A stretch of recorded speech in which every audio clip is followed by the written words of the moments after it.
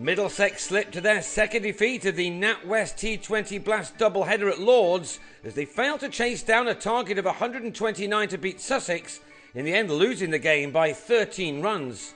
Owen Morgan won the toss for the Panthers and, having just lost batting first to Essex, he decided to let his bowlers go to work first, and he was immediately rewarded as the dangerous Luke Wright was bowled by Dan Christian at the end of the first over. In fact, given that Essex had fairly comfortably chased down 180 in the first game on this same pitch, it was a sluggish start from the Sharks, who lost their other opener, Matt Machin, when he was brilliantly caught above his head by Christian at mid-on off the bowling of James Harris. Only 35 runs came from the 6 overs of power play, and then Ed Joyce was out midway through the 7th over as he helped a ball from Ravi Patel to Darvin Milan at deep mid-on to go for 14. Rory Hamilton-Brown tried to pick up the pace and he cleared the rope with a straight 6 off Ollie Rayner. Normal service seemed to have been resumed.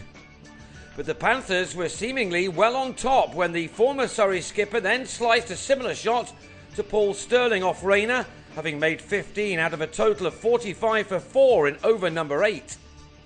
So the Sharks needed a partnership, and that was now left to Ashar Zaidi and Michael Yardy. They took their team to 58 for 4 at the halfway stage and then tried to push on. There were a couple of boundaries as they added what turned out to be a crucial 31 runs in 5 overs.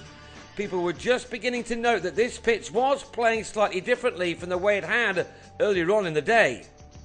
That was confirmed when Yardy, on 12, going for a scoop, somehow managed to scoop the ball only as far as John Simpson, who had no trouble in taking the catch to give Christian his second wicket. Then, just a couple of balls later, Ashar was bowled by Sterling for 19 as he went for something massive to leave the Sharks on 78 for 6 in the 14th over. Sussex probably knew that they had to reassess what would be a good total now, and Ben Brown and Chris Jordan pushed the ball around, finding the boundary on just a few occasions.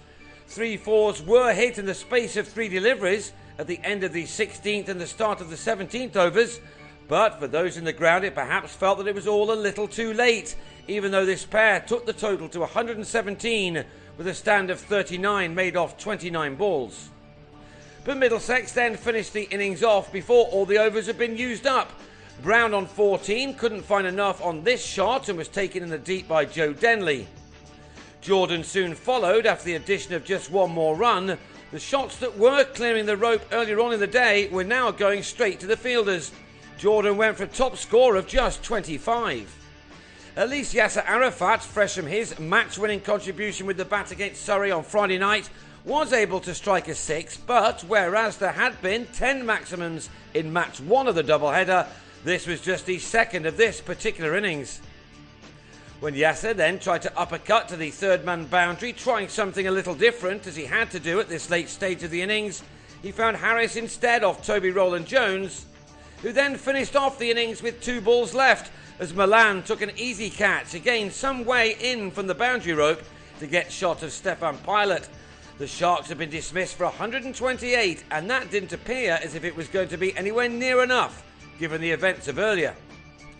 During the break, though, the talk turned to the way the pitch had altered as the day wore on, and Yasser Arafat began with the rarest of things in this format, of a maiden. Just 7 runs were taken off the opening 3 overs, but then Sterling struck 3 fours off 3 balls from Jordan to settle things down for the home side.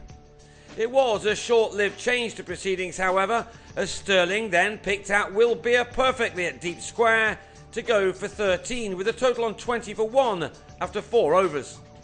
The Panthers were able to keep wickets intact, but were finding fast scoring just as difficult as their opponents, and when Milan was run out by Pilot after the umpire took an age to decide if Beer had knocked off the bails before it had control of the ball, Middlesex were on 51 for 2 with half of their overs completed.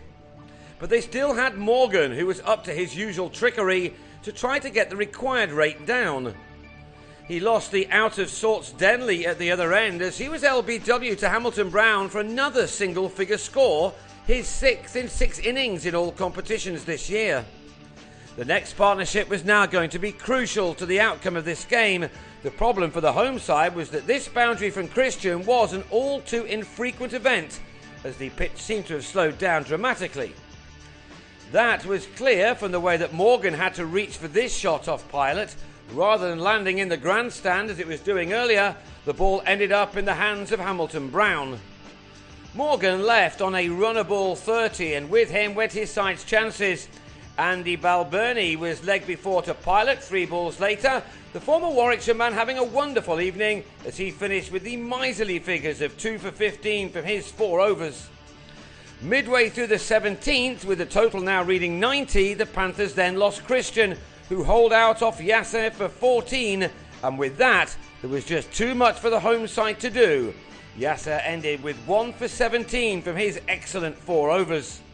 Rayner and John Simpson simply couldn't get the ball to the boundary enough, and what appeared to be an easy enough target at the beginning of the reply was now an impossible one. The Sharks bowling unit can be extremely proud of their efforts as they restricted Middlesex to just 115 for 6 from their 20 overs, and that meant a win for the visitors by 13 runs. Middlesex's hopes of starting their T20 season with back-to-back wins on the same day were thwarted, and they will hope to get their campaign up and running when they entertain Hampshire at Merchant Taylor's School next Sunday.